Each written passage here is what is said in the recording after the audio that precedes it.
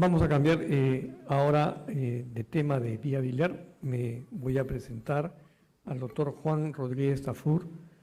Él es un médico inmunólogo, alergólogo, con maestría en el campo de la inmunología.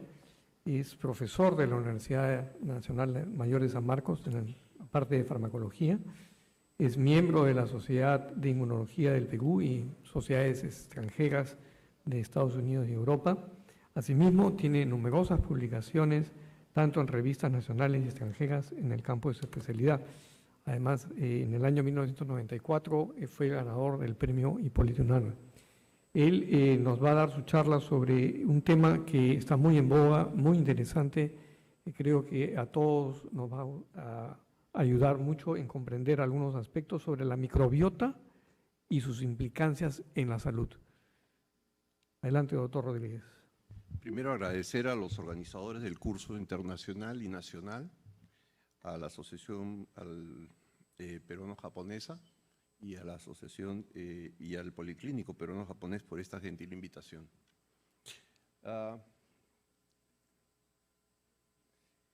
Hablar del microbioma es hablar de realmente lo que tenemos dentro. Y por eso es importantísimo tener muy claro el panorama de esta charla. Vamos a tener, la voy a dividir en una introducción, vamos a hablar sobre la microbiota, el microbioma y la salud. Luego vamos a hablar de lo bueno de los probióticos, lo malo de la perturbación del microbioma y de los probióticos, y finalmente lo feo. Hay demasiados estudios. Y lo importante es que hay que separar un poco la paja del heno. Quiero empezar diciendo que esta frase un poco representa lo que realmente sucede con nuestro microbioma interno. Como arriba es abajo, como adentro es afuera, como adentro es afuera. Como adentro tenemos un ecosistema equilibrado y afuera también. Por lo tanto, esta es una frase que simboliza la armonía que debe existir en el ecosistema externo y en el ecosistema interno. Y finalmente, tener en cuenta que el intestino es un órgano muy importante, no solo para los gastroenterólogos, sino fundamentalmente para los inmunólogos.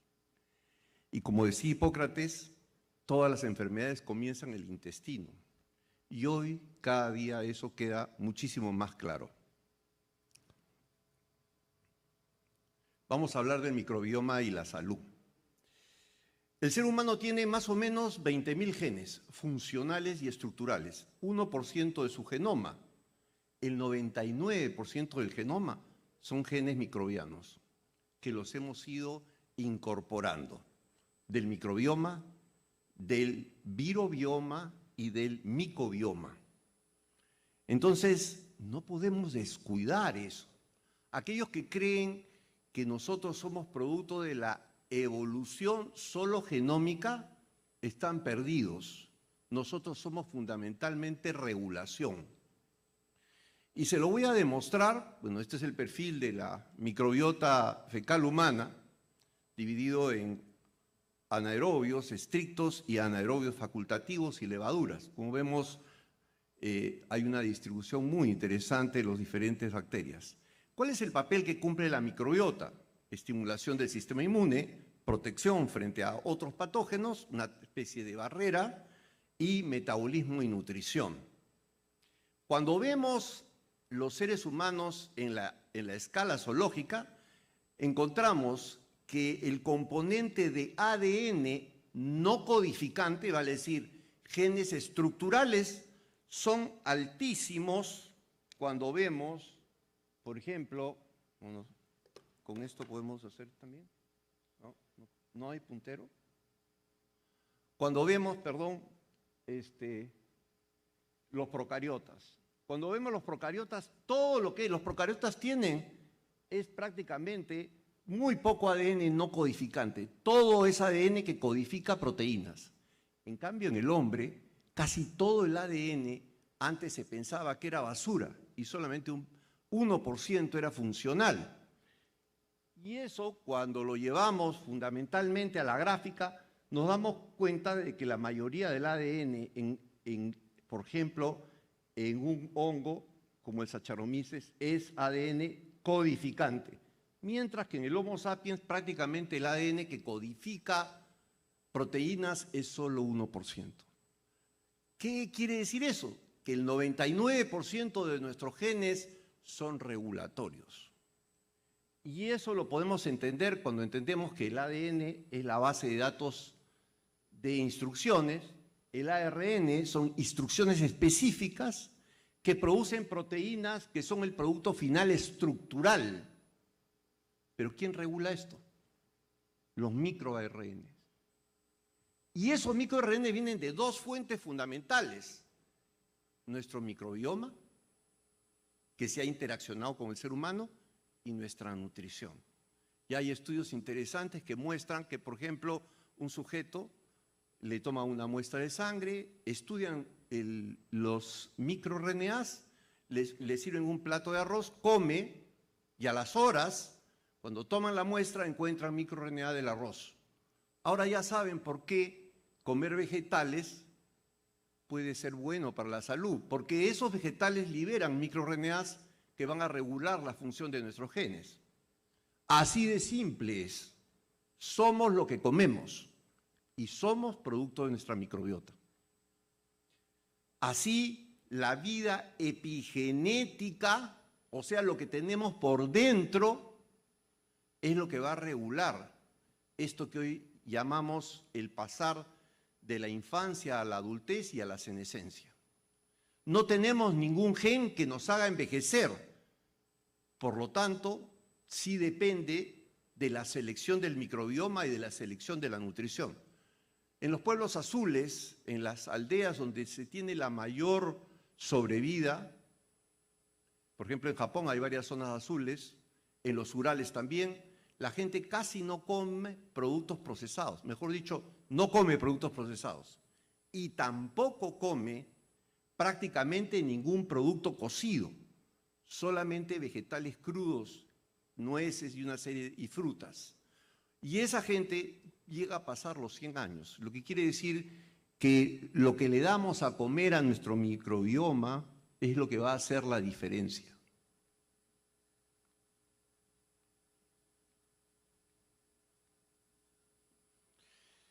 Sin embargo, se ha introducido en el mercado la modulación nutricional de la microflora intestinal. Entonces, el aumento del aporte de microorganismos exógenos no patogénicos ni simbiontes, o sea, probióticos, es una preparación o producto que contiene microorganismos definidos, viables y en cantidades suficientes que alteran la microflora en uno de los compartimentos del huésped y ejercen efectos beneficiosos. Eso lo vamos a poner entre comillas. Nadie ha probado que introducir, por ejemplo, desde probióticos a la flora se produzca un cambio final en lo que sale del cuerpo, o sea, en las heces. La mayoría del impacto de estos probióticos se da en el intestino delgado y además cuantitativamente pareciera que no produce nada. Aumentando el aporte de sustratos utilizables por poblaciones de microbiota endógena, vale decir nuestro propio microbioma, existen lo que se denominan los prebióticos, que son sustancias que nuestro microbioma usa para proliferar células buenas que ya portamos. Lo bueno de los probióticos. Bueno, lo bueno es que frente a cambios en el medio ambiente, cambios en la microbiota, cambios en el microbioma, se producen cambios en la salud. Y que para mantener la buena salud hay que mantener la biodiversidad de lo que tenemos dentro. ¿Quién altera la biodiversidad? Lo altera el envejecimiento y lo alteran las patologías autoinmunes, el cáncer, las enfermedades. Pero acá sí hay un poco el concepto del huevo y la gallina. A veces se piensa que una alteración del microbioma lleva a enfermedades, por ejemplo, a la esteatohepatitis no alcohólica, y no al revés. Pero ahí estamos. Todavía todo esto está en estudio. Pero sí hay cosas que se han determinado como cambios generacionales a partir desde el año 30. Fast food, aumento del uso de antibióticos, aumento del uso de alimentos con pesticidas. Acaban de dar una noticia sobre la contaminación de alimentos de supermercados con pesticidas. Parece ser que le agregan pesticidas incluso después de la recolección. No hay un control. Entonces, la disminución de nuestra diversidad dentro de nuestro ecosistema de la microbiota aumenta el riesgo de, por ejemplo, alergias. Eso ya está claro, ha sido estudiado en pediátricos. Sin embargo, las bacterias intestinales producen metabolitos, vale decir, nosotros ingerimos alimentos que pueden ser precursores de neosíntesis o derivados producidos por el propio huésped o finalmente productos adquiridos por la dieta. Y es la microflora intestinal, la microbiota, quien va a transformar esto en productos. Vale decir que mantener la biodiversidad es sinónimo de mantener salud. Yo no quisiera decir algo que puede ser tomado un poco raro, pero lo voy a decir, porque en realidad es lo que se ha observado. Ustedes han visto que algunos animales estilan oler y bucosear el ano de otros. Eso es para adquirir diversidad en la ecología interna. Si tenemos una gran diversidad bacteriana simbionte, o sea, que vive con nosotros, es muy probable que una serie de enfermedades se alejen. Y evidentemente, cada vez que nosotros hacemos intervenciones médicas por la necesidad, vamos matando estos procariotes que tenemos dentro en ese ecosistema tan equilibrado. Pues hay un montón de metabolitos que cumplen funciones muy específicas, butirato, propionato, indol, etcétera, ¿no? Todos son derivados y producen definitivamente cambios y ayudan a metabolizar una serie de productos básicos para el cuerpo. Pero, ¿qué es lo bueno? Tenemos un mercado explosivo de una serie de probióticos. O sea, no nos faltan variedad. El problema es que esa variedad ha sido aplicada a un sinnúmero de condiciones, desde intolerancia a la lactosa, hiperlipidemia, nefrolitiasis. Bueno, para todo lo han usado.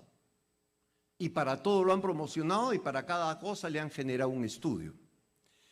Es más, hay guías, por ejemplo, esta guía de la WAO, de la World Allergy Organization, que recomienda, por ejemplo, para la prevención, la administración de probióticos.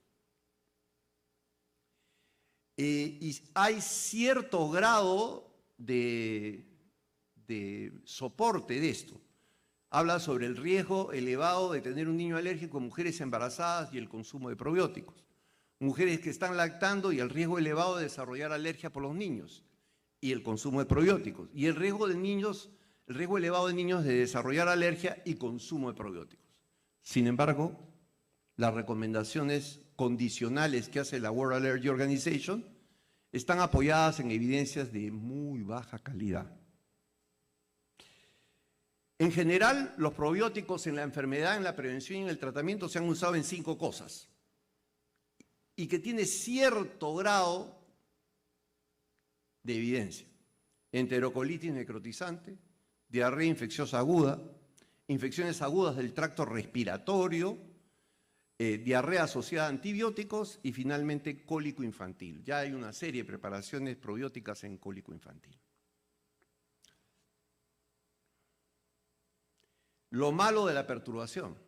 Está clarísimo que los antibióticos, el consumo de alcohol y el estrés van a producir y van a destruir el equilibrio de la microbiota intestinal y pueden emerger cepas resistentes a antibióticos, que finalmente van a producir problemas en la digestión y problemas en la absorción de nutrientes, con el consecuente disbiosis y una disminución de la diversidad de bacterias que se encuentran dentro del intestino.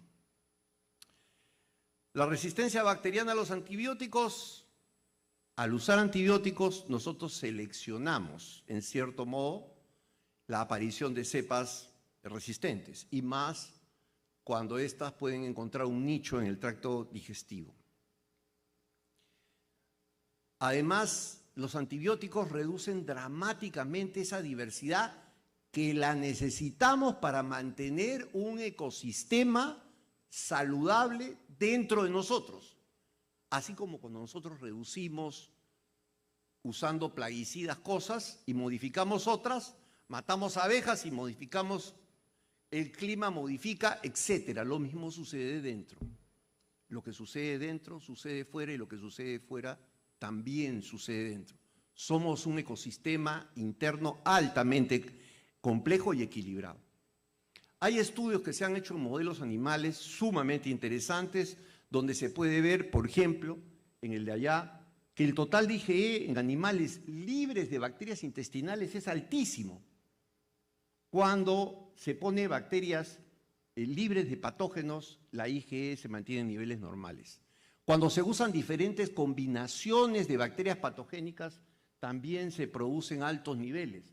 Pero cuando tenemos microbiota de baja complejidad, pero diversa, no hay IgE. Y todo se reduce a diversidad. Poca diversidad, alto IgE. Alta diversidad, bajo IgE. Ahí tienen una explicación de por qué la microbiota es tan importante y los médicos deben frenarse y establecer en niños bien que el caso del uso del antibiótico no sea en una infección viral.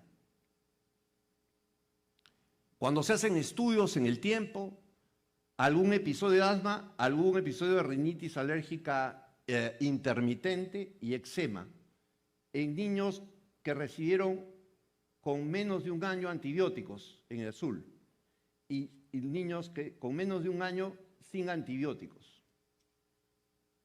Muchísimo menos desarrollo de episodios de asma, de rinitis y de eczema. Lo que quiere decir, pues, que sí hay, si bien los números no son tan grandes, 1.206 niños, sí vemos una tendencia. Y de hecho, yo tuve neumonía a los 8 meses de edad. Y evidentemente cuando me pasó tuvieron que usar antibióticos. Le agradezco al médico que me salvó, pero sufro de alergia desde esa edad hasta ahorita y sigo siendo asmático. Evidentemente tuve la suerte de tener padres, primos, hermanos y ambos alérgicos. Así que me gané todos los boletos. Bueno, cuando hablamos de requerimiento de los productos con probióticos, lo primero que hay que pensar es que estos probióticos, agencias regulatorias serias como FDA y EMA, los consideran suplementos nutricionales. Por lo tanto, nunca pasan todos los controles que deberían pasar y son vendidos como over the counter, o sea, de venta libre. Para lograr algún efecto, ¿sí?, se tiene que usar 1.000 millones de células por día. Reducir la cantidad de bacterias probióticas en realidad no tiene gran éxito, salvo cepas muy específicas y en niños, sobre todo, o aquellas que son para uso bucal. El otro problema es la estabilidad durante el almacenamiento. Las cepas tienen que estar viables. Se han testado múltiples formas de vender estos probióticos donde las bacterias no están viables. La interacción entre probióticos y el adecuado etiquetado, porque a veces dicen que tienen tanto y tienen muchísimo menos.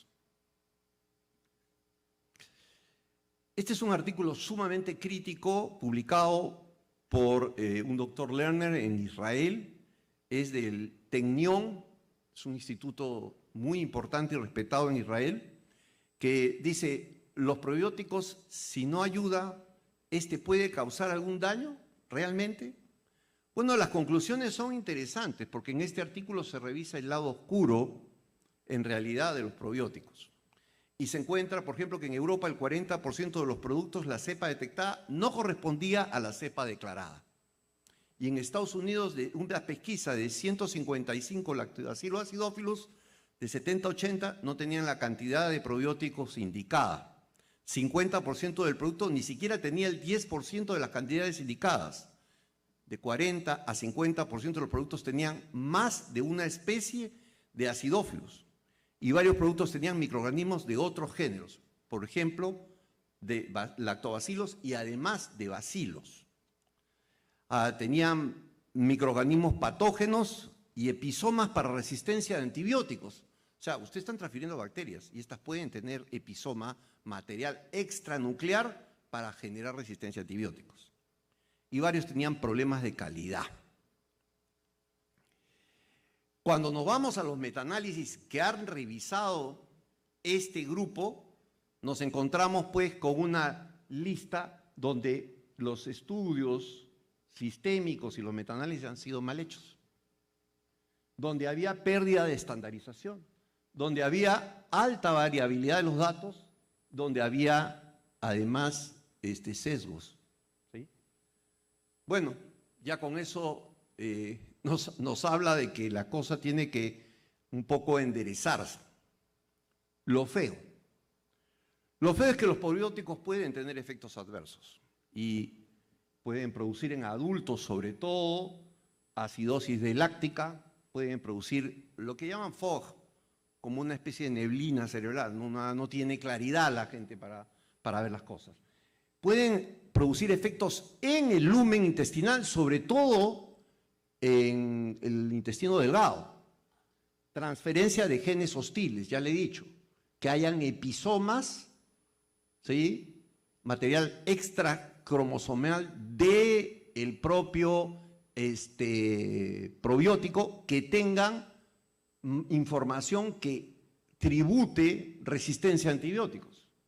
Factores virulentos de bacteriófagos específicos. Vale decir que algunos de estos probióticos pueden ir infectados con bacteriófagos que transfieren y matan algunos de nuestros simbiontes importantes en ese microbioma.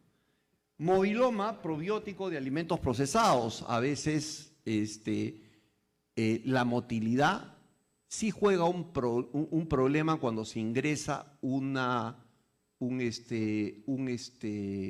patógeno externo. Cuidado, ninguno de los probióticos que se comercializa se encuentran en forma natural dentro del cuerpo de nadie. 3 minutos, doctor Rodríguez. Para hacer. Sí. Sobrecrecimiento probiótico intestinal. Bueno, y acá hay una lista, esta podría ser muy larga, de casos de sepsis producidos por terapia probiótica. Yo he sido testigo de una. ¿Sí? O sea, sí pueden provocar sepsis. ¿En quiénes? Pacientes no inmunocompetentes. Vale decir que no se puedan... Yo tuve un colega que fue médico en Estados Unidos, vino acá a retirarse y desarrolló un cáncer de cerebro y un cáncer de piel. 2 cánceres distintos. Y él era aficionado a los probióticos y hacía fiebres que iban y venían. Se tomó un hemocultivo y había un bacilo, algo muy parecido al Bacillus subtilis, que es un suplemento que va en los probióticos. Y logramos hacer frotices y cultivos, identificar que eso era un bacilo, incluso hasta la especie. Incluso si le das solo una cepa a un animal o un humano, esta cepa podría tener una multitud de efectos porque estás cambiando la ecología al cambiar esa cepa. Eso lo dice un experto. En pocas palabras, los cambios que introducen los probióticos en nuestro intestino depende del tipo y la diversidad de probióticos que tengamos. No es que el efecto del probiótico es igual en todos ustedes o en todos nuestros pacientes. No, va a depender de lo que el paciente trae. Y finalmente, en esta página algo muy interesante, cuando puse sepsis y probióticos, ahí están los casos que se han reportado. Esto es en Estados Unidos y hay algo muy interesante. De 2 a 9 años, 4.55% de la sepsis. Pero miren, a partir de los 40 hasta por encima de los 60, 59%. El anciano es un inmunocomprometido a veces. Y bueno, frente a los probióticos, esto sí está bien documentado, el trasplante fecal, porque lo que hacemos es seleccionar una microbiota que ecológicamente es normal en un sujeto completamente sano y la trasplantamos. Es el mejor tratamiento para la infección por Clostridium difficile.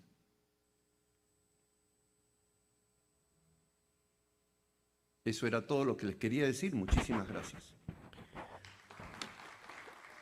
Muchas gracias, doctor Rodríguez. Una charla interesante que motivará seguramente preguntas al final.